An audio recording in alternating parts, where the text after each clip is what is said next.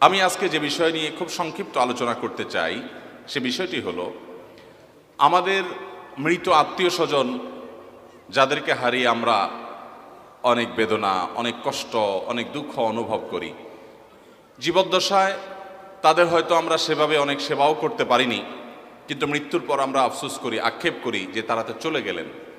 প্রত্যেকটা মুসলমান চায় যে আমার মা, আমার বাবা, আমার ভাই, আমার বোন, আমার বন্ধুবান্ধব, স্বামী কিংবা স্ত্রী যাকে হারিয়েছি তাকে যদি একটু উপকার করতে পারতাম।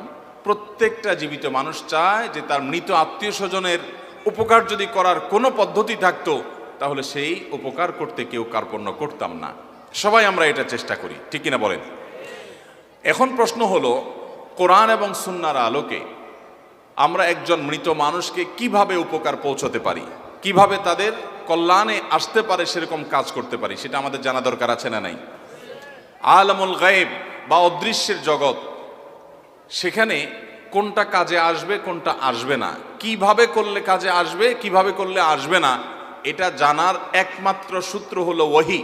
প্রিয় নবী সাল্লাল্লাহু আলাইহি সাল্লাম ওহীর মাধ্যমে আল্লাহর কাছ থেকে আলামুল গায়েবে আমাদের কি কাজে আসবে কি আসবে না সে বিষয়ে তিনি জেনেছেন। এছাড়া আলামুল গায়েবে কি কাজে আসবে আর কি কাজে আসবে না এটা জানার আর কোনো উপায় আছে? আর কোনো উপায় নাই। অতএব আমাদের মৃত আত্মীয় স্বজনকে যদি আমরা উপকার পৌঁছাতে চাই তাহলে সেই উপকার পৌঁছানোর পদ্ধতি গ্রহণ করার একমাত্র জায়গা হলো কোরআন এবং সুন্নাহ। কোরআন এবং সুন্নাহ। আমার বাবা দুনিয়া থেকে চলে গেছেন প্রায় কয়েক মাস হয়ে গেল, এবং আমরা অনেকে আমাদের প্রিয় বাবাকে, অনেকে মাকে, অনেকে আত্মীয় স্বজন নিকটাত্মীয়দেরকে হারিয়েছি। আমরা প্রত্যেকটা মানুষ চাই যে জীবদ্দশায় বাবার জন্য তেমন কিছু করতে পারি নাই, আফসোস হয় মৃত্যুর পর। জীবদ্দশায় বেশিরভাগ মানুষ আমরা বাবা মার কদর করতে পারি না, কিন্তু কদর ঠিকই হয়। সেটা কখন হয়? মৃত্যু বরণ করার পর। কত বড় বটগাছ মাথা থেকে সরে যায় সেটা বাবাকে হারানোর পর বোঝা যায়। কত বড় ছায়া মাথার উপর থেকে সরে যায়, কত বড় আপন মানুষকে আমরা হারিয়েছি সেটা আমরা অনুভব করতে পারি, টের পাই কখন?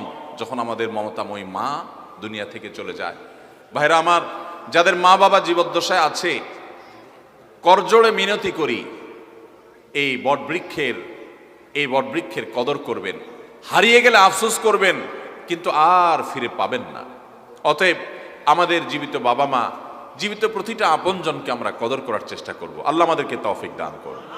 এখন প্রশ্ন হলো, তাদের ওয়াফাতের পর, তাদের মৃত্যুর পর, তারা দুনিয়া থেকে চলে যাওয়ার পর আমরা প্রত্যেকটা মানুষ, বিশেষ করে সন্তান হিসাবে মা বাবার জন্য, স্বামী হিসাবে স্ত্রীর জন্য, স্ত্রী হিসাবে স্বামীর জন্য, ভাই বোন আত্মীয় স্বজন পরস্পরের জন্য কিছু একটা করার জন্য আমাদের মধ্যে ব্যাকুলতা, আমাদের মধ্যে অস্থিরতা, আমাদের মধ্যে পেরেশানি এটা অনুভব করা যায়। বাংলাদেশে ওলামা একরামের চাইতে, মাদ্রাসার শিক্ষকদের চাইতে, মসজিদের ইমাম খতিবদের চাইতে সাধারণ মানুষের এই আকুলতা, এই ব্যাকুলতা, এই অস্থিরতা, এই পেরেশানি মুর্দার জন্য কিছু করার যে চেষ্টা, এটা আলেমদের চাইতে আর ভালো কে জানে? ওলামা একরাম প্রত্যেক আলেম জানেন যে মানুষ যত বড় পাষাণ হোক, সে চায় আমার বাবার মৃত্যুর পর আমার বাবার আমল